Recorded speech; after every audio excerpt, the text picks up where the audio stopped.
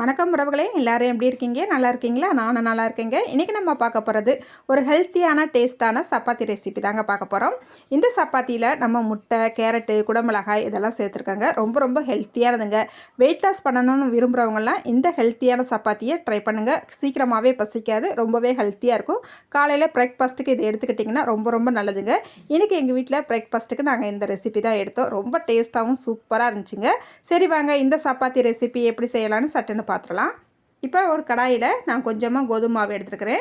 இதில் தேவையான அளவு உப்பு சேர்த்துட்டு நல்லா ஒரு தடவை கலந்து விட்டுட்டு அதுக்கப்புறமா கொஞ்சம் கொஞ்சமாக தண்ணி ஊற்றி இந்த மாவை நல்லா பிசைஞ்சு எடுத்துக்கலாங்க. முதைய அதிகமாக தண்ணி சேர்த்துடக்கூடாது. கொஞ்சம் கொஞ்சமாக தண்ணி ஊற்றி இந்த மாவை நல்லா சாஃப்டாக பிசைஞ்சு எடுத்துக்கலாங்க.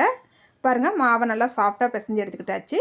இப்போ இந்த மாவை மூடி வச்சிடலாம். நம்ம காயை வதக்கிக்கலாம். இப்போ ஒரு கடாய் அடுப்பில் வச்சுக்கிட்டாச்சு. இதில் 1.5 ஸ்பூனுக்கு எண்ணெய் சேர்த்துக்கலாங்க. நான் இப்போ கோஸும் கேரட்டும் நான் கட் பண்ணி வச்சுருக்கிறேன். கேரட்டை நல்லா நீல வாக்கில் கட் பண்ணி வச்சுருக்கிறேன். இந்த மாதிரி கட் பண்ணி எடுத்துக்கோங்க.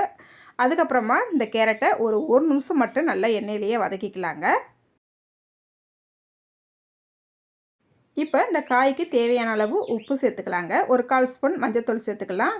1 டீஸ்பூனுக்கு வத்தப்பொடி சேர்த்துக்கலாங்க. சேர்த்துட்டு நல்லா கலந்து விட்டுக்கலாம். இந்த கேரட்டும் கோஸும் அதிகமாக நம்மளுக்கு வெந்துடக்கூடாது. அதனால் ஒரு நிமிஷத்துக்கு மட்டும் மறுபடியும் வத்தப்பொடி சேர்த்த பிறகு நம்ம கலந்து விட்டுக்கிட்டால் போதும். அதுக்கப்புறமா இது கூடவேவும் ஒரு அரை குடமிளகாயை நல்லா நீளவாக்கில் கட் பண்ணிவிட்டு இதோட சேர்த்துக்கலாங்க. சேர்த்துட்டு நல்லா கலந்து விட்டுக்கலாம். இப்போ மூடி வச்சு ஒரு நிமிஷத்துக்கு அப்படியே விட்டுறலாம். அதுக்கப்புறமா நம்ம பார்க்கலாங்க. பாருங்கள், நம்மளுக்கு நல்ல கேரட்டு, குடமிளகாய், கோஸ் எல்லாமே 80% நம்மளுக்கு வெந்திருக்குது. இந்த அளவுக்கு வெந்தால் போதும். இந்த சப்பாத்திக்குள்ளே வைக்கிற இந்த ஸ்டஃபிங் இந்த அளவுக்கு வெந்தால் தான் சாப்பிடும் போது ரொம்ப ரொம்ப டேஸ்ட்டாக இருக்கும். இப்போ நம்ம அடுப்பை ஆஃப் பண்ணிவிட்டு இந்த காயை நல்லா ஆற விட்டுறலாங்க. இப்போ நம்ம மாவு பிசைஞ்சு வச்சு ஒரு 4-5 நிமிஷம் ஆயிடுச்சுது.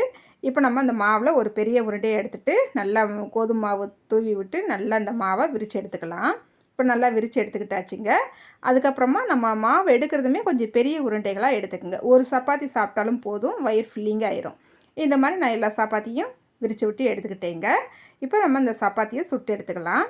இப்போ ஒரு கடாய் அடுப்பில் வச்சுருக்கிறேன். நான் இன்றைக்கி சப்பாத்தியை ஒரு கடாயில் தான் சேர்த்துக்கிற போகிறேன். நம்ம காய் வதக்கினோம்லையே அதே கடாயில் தான் சப்பாத்தியை போட்டு எடுத்துக்கிற போகிறேன்.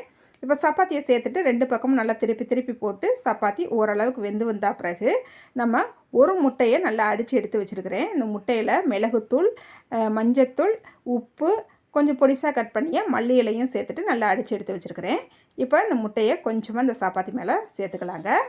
சேர்த்துட்டு கரண்டியால் நல்லா அந்த முட்டையை எல்லா பக்கமும் இந்த சப்பாத்தியோட எல்லா பக்கமும் வராப்பில் நல்லா கரண்டியை வச்சு எடுத்து விட்டுட்டு அதுக்கப்புறமா நம்ம இந்த சப்பாத்தியை திருப்பி போட்டுக்கலாம். மெதுவாக திருப்பி போடுங்க, இல்லைன்னா முட்டை வெளியில் தெரிச்சிடும். மெதுவாக திருப்பி போட்டுட்டு மேலாப்பில் லைட்டாக எண்ணெய் தடவி விட்டுக்கலாங்க. இந்த சப்பாத்தியை மறுபடியும் 2 பக்கமும் நல்லா திருப்பி போட்டு நல்லா வேக விடலாங்க. பாருங்கள், சப்பாத்தி நல்லா சூப்பராக வெந்து வந்துருச்சு. நம்ம முட்டை சேர்த்த பக்கமும் நல்லா வெந்துருச்சு. லைட்டாக மட்டும் எண்ணெய் தடவிக்குங்க. இப்போ நம்ம சப்பாத்தியை எடுத்துக்கலாம். இப்போ இந்த சப்பாத்திக்குள்ளே நம்ம ஸ்டஃபிங் வச்சுக்கலாம். இப்போ இந்த சப்பாத்தியை நல்லா சென்டர்லேருந்து நீளமாக நல்லா கட் பண்ணி எடுத்துக்கலாங்க. பாருங்கள், இந்த அளவுக்கு கட் பண்ணி எடுத்துக்கிட்டால் போதும். அதுக்கப்புறமா பொடிசாக கட் பண்ணிய பல்லாரி வெங்காயத்தை சேர்த்துக்கலாம். அதுக்கப்புறமா ஒரு தக்காளியை நல்லா நைஸாக கட் பண்ணி வச்சுருக்கிறேன் நீளவாக்கில், அதையும் சேர்த்துட்டு நம்ம வதக்கி வச்சுருக்கிற அந்த காய் எல்லாத்தையும் சேர்த்துக்கலாங்க. சேர்த்துட்டு நல்லா ஒன் சைடை இந்த மாதிரி மடக்கி மறுபடியும் அந்த மாதிரி மடக்கிட்டு அதுக்கப்புறமா இந்த சைடு உள்ளதை அப்படி மடக்கிட வேண்டியதுதான். அவ்வளோதாங்க. இந்த மாதிரி மடக்கி எடுத்துகிட்டு அப்படியே நம்ம சாப்பிடும் போது ஸ்டஃபிங் கொஞ்சம் கூட வெளியில் வராது. அப்படியே இந்த சப்பாத்தி சாப்பிடும் போது அவ்வளோ டேஸ்ட்டாக இருக்குங்க. இப்போ நம்ம முட்டை சேர்க்காமல் ஒரு சப்பாத்தி பண்ணியிருக்கிறோம். இந்த மாதிரி முட்டை சேர்க்காமையும் நம்ம சப்பாத்தி செஞ்சுக்கலாம். அதுலேயும் அப்படி தாங்க பொடிசாக கட் பண்ணிய வெங்காயத்தை சேர்த்துட்டு தக்காளி சேர்த்துட்டு நம்ம வச்சுருக்கிற ஸ்டஃபிங்கு கேரட்டு, குடமிளகாய் காயையும் சேர்த்துக்கலாங்க. சேர்த்துட்டு நல்லா இந்த மாதிரி மடக்கிக்கிற வேண்டியதுதான். இந்த சப்பாத்தியை இந்த மாதிரி கட் பண்ணிவிட்டு உள்ள ஸ்டஃபிங் வச்சு மடக்கிறது ரொம்ப ஈஸியாகவும் இருக்குங்க. ஸோ கரண்ட் போயிடுச்சுங்க, கொஞ்சம் டார்ச் அடிச்சுக்கலாம் ஃபோன்லேயும். இப்போ நம்மளுக்கு ஸ்டஃபிங் வச்ச சப்பாத்தி சூப்பராக ரெடி ஆகிடுச்சுங்க. ரொம்ப ரொம்ப ஹெல்த்தியானதுங்க. வெயிட் லாஸ் பண்ணுறவங்கலாம் இந்த சப்பாத்தியை மிஸ் பண்ணாமல் ட்ரை பண்ணுங்கள். ஒரு சப்பாத்தி சாப்பிட்டாலும் போதுங்க, நம்மளுக்கு 1 மணி வரைக்குமே நம்மளுக்கு பசிக்காதுங்க. அப்போனா இந்த சப்பாத்தியை வெயிட் லாஸ் இருக்கிறவங்க தான் ட்ரை பண்ணணுமான்னு மட்டும் கேட்டுறாதீங்க.